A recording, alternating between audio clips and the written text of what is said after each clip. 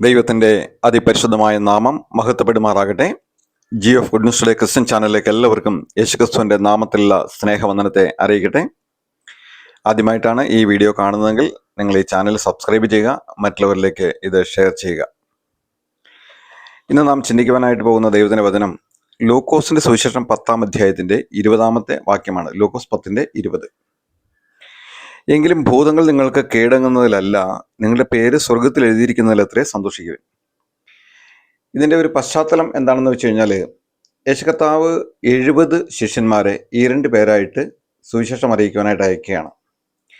അങ്ങനെ അയക്കുമ്പോൾ അവരുടെ സുവിശേഷം അറിയിക്കുവാനും സമാധാനം പറയുവാനും അപ്പോൾ തന്നെ രോഗികളെ സൗഖ്യമാക്കുവാനും പറഞ്ഞാണ് അവരെ അയക്കുന്നത്. എന്നാൽ ഭൂതങ്ങളെ പുറത്താക്കുവാനുള്ള അധികാരം അവർക്ക് കൊടുത്തിട്ടില്ല. അതിനു മുമ്പ് കർത്താവ് തൻ്റെ 12 ശിഷ്യന്മാരെ അയച്ചപ്പോൾ അവർക്ക് ഭൂതങ്ങളെ പുറത്താക്കുവാനും രോഗികളെ സൗഖ്യമാക്കുവാനുള്ള അധികാരം കൊടുത്തിട്ടാണ് അയക്കുന്നത്. എന്നാൽ അവർ 12 പേരും മടങ്ങി വന്നിട്ട് അവർക്ക് ഒരു ഭൂതത്തെ പുറത്താക്കാൻ കഴിഞ്ഞില്ല. അതിൻ്റെ കാര്യകാരണങ്ങളെക്കുറിച്ച് കർത്താവിനോട് അവർ ചോദിച്ചു. കർത്താവ് അതിന് വ്യക്തമായ മറുപടി പറഞ്ഞു കൊടുക്കുന്നതൊക്കെ ലൂക്കോസ് 9-ാം അധ്യായത്തിലൊക്കെ നമുക്ക് കാണുവാനായിട്ട് സാധിക്കും. ഇവിടെ 10-ാം അധ്യായത്തിൻ്റെ 20-ാമത്തെ വാക്യത്തിലേക്ക് വരുമ്പോൾ 70 പേരെ അനന്തരം കർത്താവ് 70 പേരെ അയച്ചു. ആ 70 പേരെ പറഞ്ഞയക്കുമ്പോൾ അവർക്ക് ഭൂതങ്ങളെ പുറത്താക്കുവാനുള്ള അധികാരം കൊടുക്കുന്നില്ല. എന്നാൽ അവർ ചെന്ന് രോഗികളെ സൗഖ്യമാക്കാനായിട്ടാണ് അവരെ പറഞ്ഞയച്ചത്, സുവിശേഷം അറിയിക്കുവാനായിട്ടാണ് പറഞ്ഞയച്ചത്. അവർ ചെന്നു രോഗികളെ സൗഖ്യമാക്കി സുവിശേഷം അറിയിച്ചു.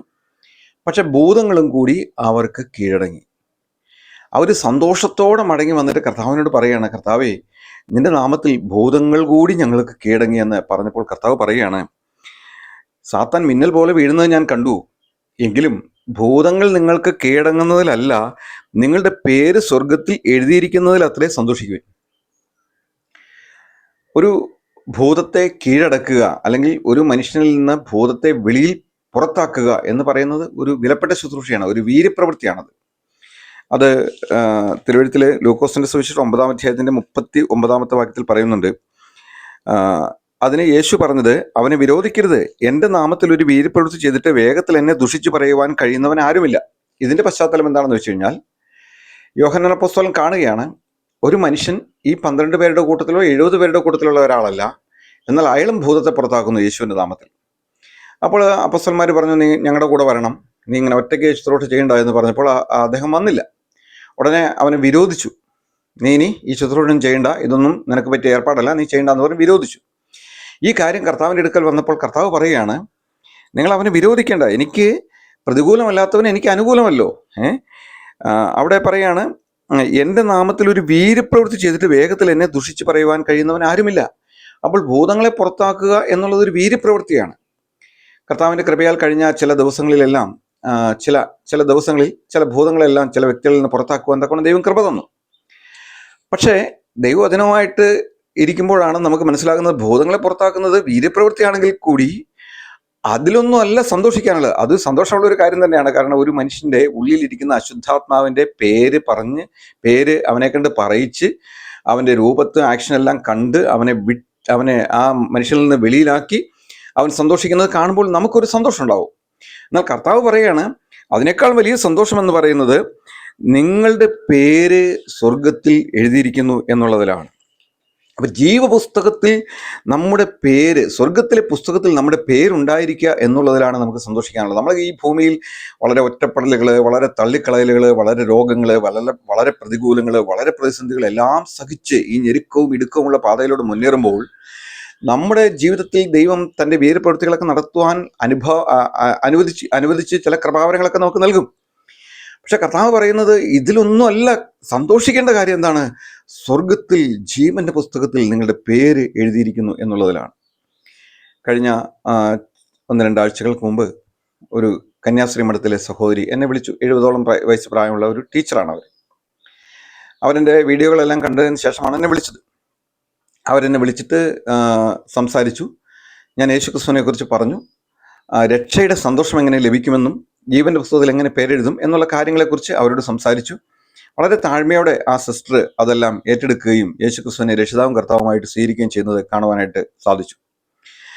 ആ ഒരു ലളിതമായ ശുശ്രൂഷ ചെയ്യുമ്പോൾ തന്നെ പിശാച് ഭയങ്കരമായ പ്രശ്നങ്ങൾ കൊണ്ടുവന്നു. എങ്കിലും അത് 2-3 പ്രാവശ്യം വീണ്ടും അത് പറയിച്ച് യേശുവിനെ രക്ഷിതാവും കർത്താവുമായിട്ട് സ്വീകരിക്കുവാൻ തക്കവണ്ണം ആ കന്യാസ്ത്രീ ആയിരുന്ന സഹോദരിക്ക് ഇടവന്നു.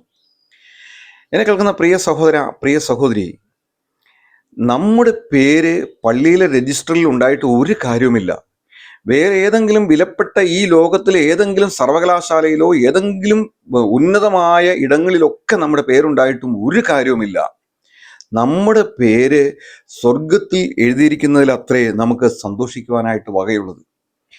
അപ്പോൾ നാം ഈ ഭൂമിയിലായിരിക്കുമ്പോൾ നാം എന്തൊക്കെ പ്രതിസന്ധികൾ നേരിട്ടാലും എന്തൊക്കെ പ്രതികൂലങ്ങൾ നേരിട്ടാലും മരിച്ചു കഴിഞ്ഞാൽ നമുക്കുള്ള പ്രത്യാശ എന്ന് പറയുന്നത്, മരിക്കുന്നതിന് മുമ്പ് തന്നെ നമ്മുടെ ഉള്ളിലുള്ള പ്രത്യാശ എന്ന് പറയുന്നത്, എൻ്റെ പേര് സ്വർഗത്തിൽ എഴുതിയിട്ടുണ്ട്, എനിക്ക് ഭയപ്പെടാനില്ല. കാരണം ഈ സ്വർഗത്തിൽ പേര് എഴുതിയിട്ടില്ല എങ്കിൽ സംഭവിക്കാൻ പോകുന്ന ഭയങ്കരമായ കാര്യത്തെക്കുറിച്ച് നാം മനസ്സിലാക്കണം. ദൈവം ഒരിക്കൽ മരിക്കുകയും പിന്നെ ന്യായവിധിയും ദൈവം മനുഷ്യനായിട്ട് വെച്ചിരിക്കുക. അപ്പോൾ ജീവന്റെ പുസ്തകത്തിൽ പേരെഴുതണം, യേശുക്രിസ്തുവിനെ ഏറ്റുകൊള്ളണം. യേശുക്രിസ്തുവിനെ സ്വീകരിച്ച് രക്ഷിതാവും കർത്താവുമായിട്ട് സ്വീകരിച്ച് പാപങ്ങളെ വിട്ടൊഴിഞ്ഞ് മാനസാന്തരപ്പെടുമ്പോൾ അവന്റെ പേര് ദൈവം സ്വർഗത്തിലെ ജീവന്റെ പുസ്തകത്തിൽ എഴുതും.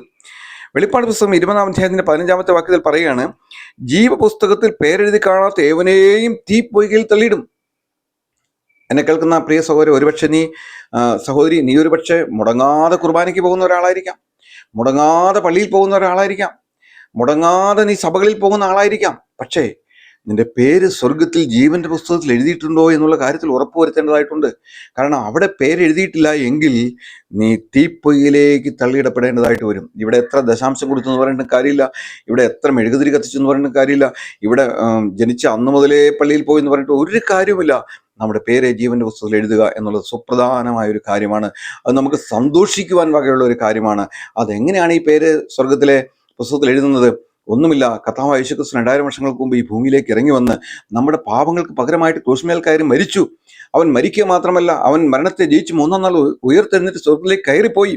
അവനിൽ വിശ്വസിക്കുന്നവന് ശിക്ഷാവിധി ഇല്ല, അവനെ വിശ്വസിക്കാത്തവന് ശിക്ഷാവിധി വന്നു കഴിഞ്ഞു. അപ്പോൾ ജീവന്റെ പുസ്തകത്തിൽ പേരെഴുതണമെങ്കിൽ, കർത്താവായ യേശുവേ, ഞാനൊരു പാപിയാണ്, എൻ്റെ പാപത്തിന് വേണ്ടിയിട്ടാണ് അങ്ങ് ഈ ഭൂമിയിലേക്ക് വന്ന് എനിക്ക് പകരമായിട്ട് ക്രൂശിൽ കയറി മരിച്ചതെന്ന് ഞാൻ വിശ്വസിക്കുന്നു.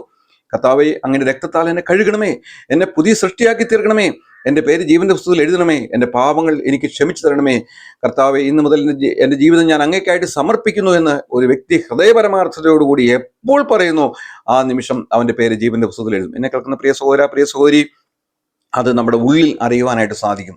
നമ്മുടെ ഉള്ളിൽ വലിയ സമാധാനവും വലിയ സന്തോഷവും ഉണ്ടാകുവാനായിട്ട് സാധിക്കും.